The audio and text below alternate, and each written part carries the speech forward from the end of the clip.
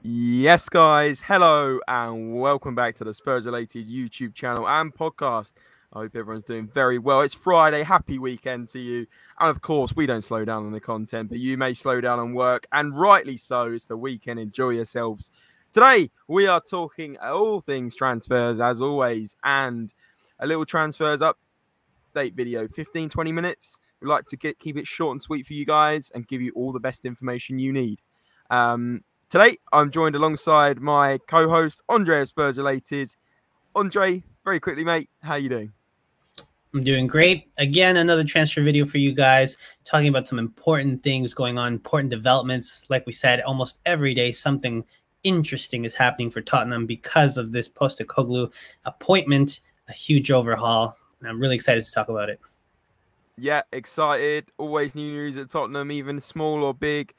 But yeah, let's get into things. Guys, if you do enjoy these transfer videos, the last one did really well. If you could smash a thumbs up, let's set a big goal. Let's get to 75 likes. The last video got nearly 100. Let's go for 75. So please do smash the thumbs up to show your support on this video and the channel, and subscribe if you're new. You'd make mine and Andre's day, and of course Jack as well. So Andre, let's not waste any more time. Let's get straight into it. Perfect. So I think one of the biggest things that I'd like to mention is that Alasdair Gold has confirmed, more or less, Spurs' shopping list for the transfer window. It's supposed to be around 5 players. Now, they could go for all 5. They're aiming for 5, but it could be that they just prioritize 3. What they want is 1 goalkeeper, 2 center backs, 1 attacking midfielder, and 1 young left winger, preferably, but I think they're looking for a winger, but they would prefer him to be young. Now, as you guys can see, we've checked off goalkeeper because obviously, as we talked in the previous episode, it's a here we go for Vicario. That's, I think, personally the biggest thing. But right before we talk about Vicario, what do you think of this shopping list? Do we need to add more to this, or is this realistic? I think this is the main ones. Especially the number 10, the 2 centre-backs I agree with. We need 1 starting left centre-back, and then we need backup because, of course, hopefully we're getting rid of Davinson Sanchez and Eric Dyer. I don't think we'll get rid of Eric Dyer, but that's another video. And then the left winger, I think that's the least priority out of all of them. Thinking about our squad, like, yeah, we could do with 1 more winger, especially losing Lucas, but he was more right-sided. And, of course, Danjuma could play off both, but was mainly coming on the left side. So I would say yes, definitely to a left winger, but I wouldn't say it necessarily needs to be a young left winger. It's just someone that's going to give good support for Son off the bench, or if Son gets injured, he can step in. But centre-backs for me is now the priority, along with the number 10, and James Maddison should be that attacking midfielder option. Do I think we need to add anything else? I would love to get rid of Sessegnon, and I would probably go further and say probably Perisic can go as well. And therefore, that would completely signify the need for a backup left back. Obviously, you've got Udogie coming in from Udinese off the loan spell for a year. But I would say potentially a left back could be added to that list as well. And I think that's about it. But of course, as we know, we need to get rid of 6 or 7 of these deadwood players. So, yeah, Andre, not to go over this too much, but I'd say they are the priorities pretty much, yeah. Yeah, I agree. I think, honestly, left backs, worst case scenario, we get rid of the 2 players that you talk about. We've got Reguilon and Udogie to really step it up, you know? And I think, especially Udogie, he's looking like he's got real potential, real high ceiling. So, yeah, I'm glad that this is the shopping list. This is the main stuff right in the middle there that needs to get taken care of. But let's move on to Vicario. He, guys, at the moment, guys, let us know in the comments what you'd add to that shopping list. I thought that was a good comments point as well. Let us know if you'd add anything to that shopping list that Alasdair Gold talks about. Oh, yeah, totally. Please let us know. Everyone's got their own ideas on what can be done in there. Guys don't have to agree exactly with what we have, so please enlighten us. Let's see 75 likes and 75 comments. How about that? Oh, yeah, for sure. But let's move on to Vicario. He's headed to London for his medical. It's a here we go at this point, right? All that's really need to be done is that medical. After the large conversation we had in the previous episode, I've accepted this is, I guess, the future of goalkeeping for Tottenham, hopefully. Obviously, I've heard a lot of good things. A lot of good points were made in the previous episode, which you guys can watch if you'd like to hear what we have to say about Vicario. But yeah, that's the latest on him. He's just headed to London. Nothing really new here. Obviously, we basically checked this one off. He's a Tottenham player at this point, and now it's just about waiting for the official news from Tottenham, the club itself, the club statement with the shirt in hand. So any extra little changes for you in terms of this signing, or can we move on? Not really. I'm just accepting it now.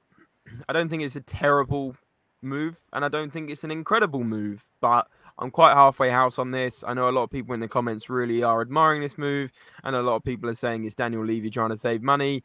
Whichever approach, we've got to support this guy. He's going to be our #1 keeper for next season for sure. And let's hope he's absolutely class and surprises a few people, right? But in terms of the medical, expect that to be passed this weekend, and looks like an announcement later this week or early next week. So first signing, it's always good to get off the mark, and let's hope we continue buying players that are going to get in this 11 and improve this 11 by somewhat, because at the moment we only have 2 or 3 world-class players in this team, and that's probably Harry Kane, Son and Bentancur. The rest, well, you can maybe say Romero's virgin, but I wouldn't put him as world-class yet. But without going off on a tangent, it's good to get it done, and let's see what happens next. Exactly, and I believe it's a contract until 2027, so like it or not, he's here for a long time. So exactly.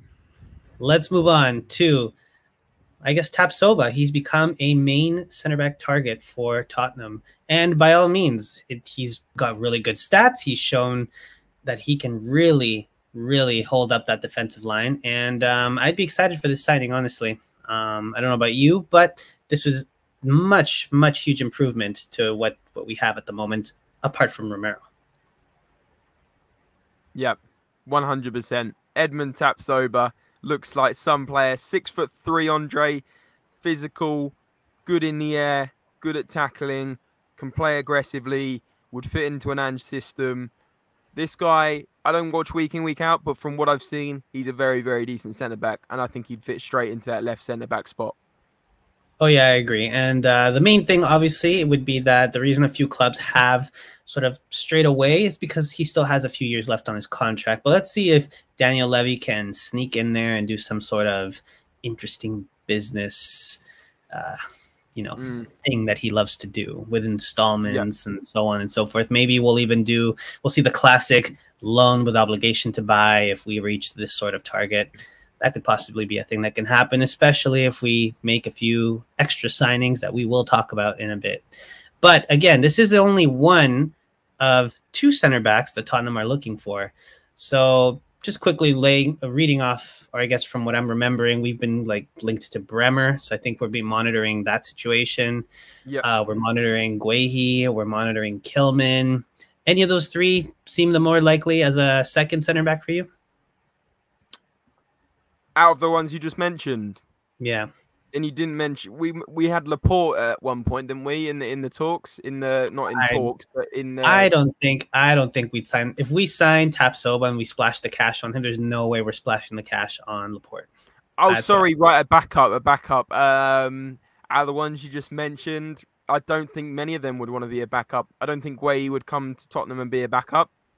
I don't think Kilman comes to Tottenham and is a backup, because they're both playing for Palace and Wolves respectively, week in, week out. And Bremer, he's very good centre-back. I don't see any of them being a backup, right?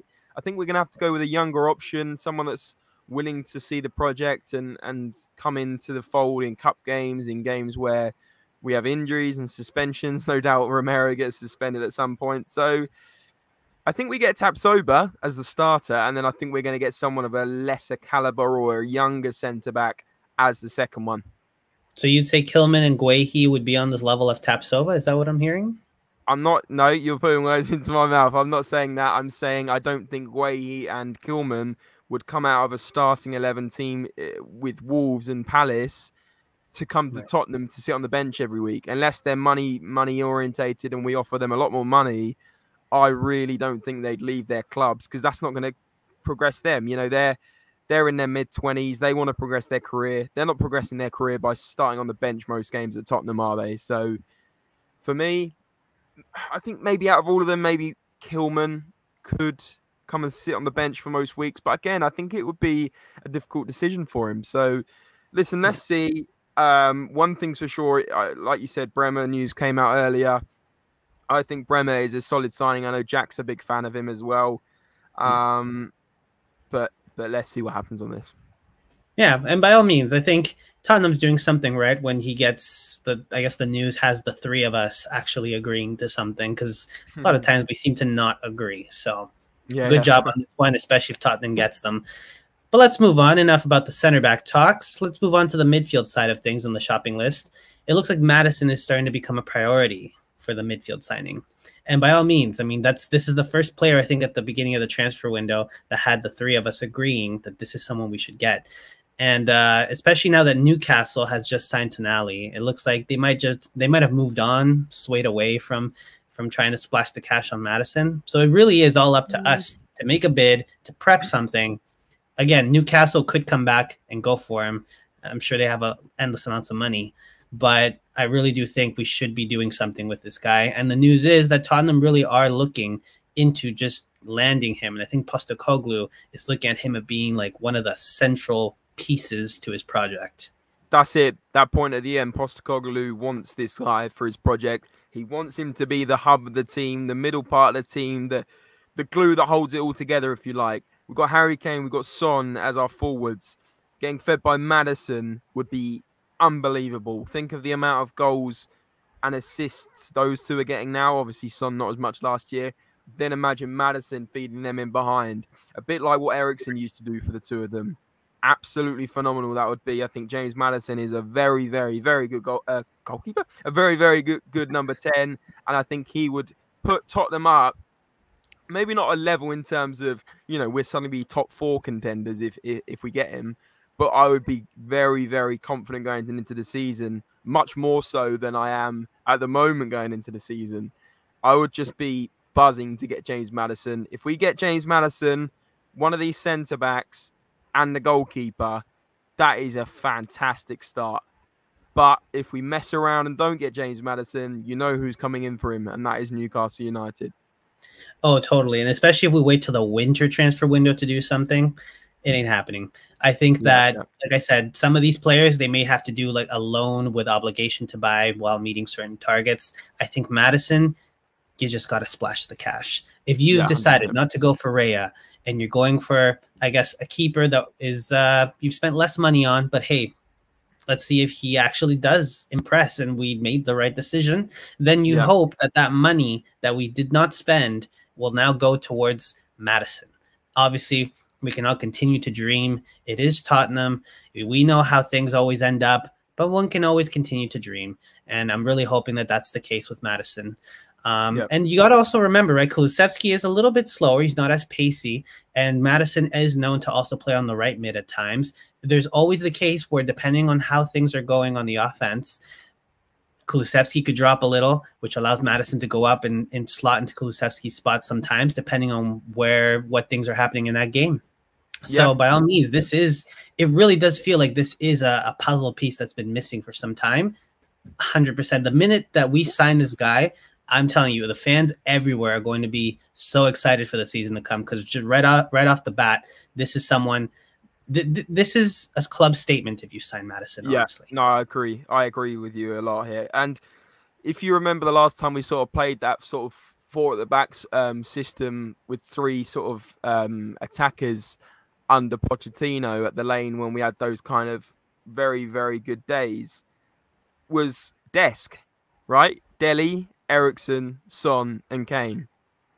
Now, I'm not going to try and make one up on the spot now, but it would be Maddison, Son, Kane, and Kulusevski, right? So we'd almost have that incredible front 4 back ticking, and we suddenly look like an absolute threat. With a front 4 of those 4 is probably one of the best in the league. I'm going to say that, right? Yeah, I would agree. I'm getting excited talking about it. I love it. I love it. Just please get Tottenham. Please get James Maddison, because I know. No, I'm not even going to say it, but just please get it done.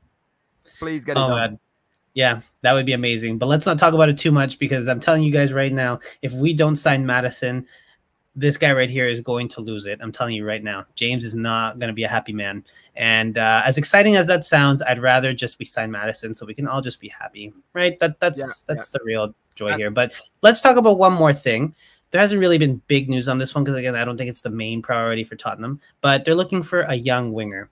Now, I know that we've been linked to a few in terms of monitoring, right? Interest FC. We've got, was it Chiesa? And then even Alex Scott, even though he is a central midfielder, he does play on the right mid at times. So, you know, he could possibly play on the wing. What do you suggest? Do you think any of these two could possibly be someone that we look at? That's exactly what I was about to say. Was, you know, you asked me about the shopping list at the start of the window and who I'd add to that. It would be Alex Scott, because I'd get Maddison and then I'd get Alex Scott as a backup, and he's a versatile backup because he can play central mid, central attacking mid, off the right channel. He would be fantastic. He's tipped to go to the very top. Young Championship Player of the Year last season. He's setting the world alight in that league. I think he's a very much like a Dele Alli sort of signing, where not too many people have heard of him unless you watch the lower leagues. And then he's gonna go to the. I really do think Alex Scott will be playing for England in 2, 3, 4 years. And I think we need to get it done, because it's been in the news, as per Alasdair Gold a couple of days ago, that we are monitoring him, and we've been kept to looking at him, who's believed to be in the region of 20 million, which is what we said on our review of him. And 20 million, I think, is a good buy. I don't think that's too risky at this point. He's not going to go lower than that, and therefore it's an investment with the opportunity for him to grow into like an 18 million pound player. Who knows? So I'd get Alex Scott for sure. In terms of other young wingers, yes, I'd say we do need a backup winger, but let's focus on these other positions first. I agree. And you know what? Yeah, I mean, Alex Scott would be great. He's versatile. And for all you guys who are watching right now, if you guys are interested in seeing how I went from not knowing who Alex Scott is to a fan of Alex Scott, that now I'm out here agreeing with James that would actually be a great signing, go and check out a few videos back. We actually analyzed Alex Scott, how he plays, his stats, and we even watched a few videos where he just showed me what he was all about. And here we are talking about him, and I agree.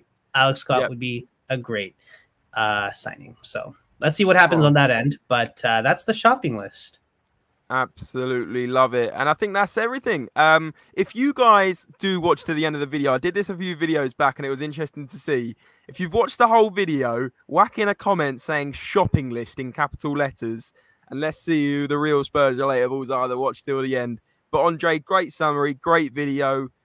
Thank you to everyone that's watched. As I said at the start of the video, I don't like doing this too much, but please do smash a thumbs up. Helps the channel massively.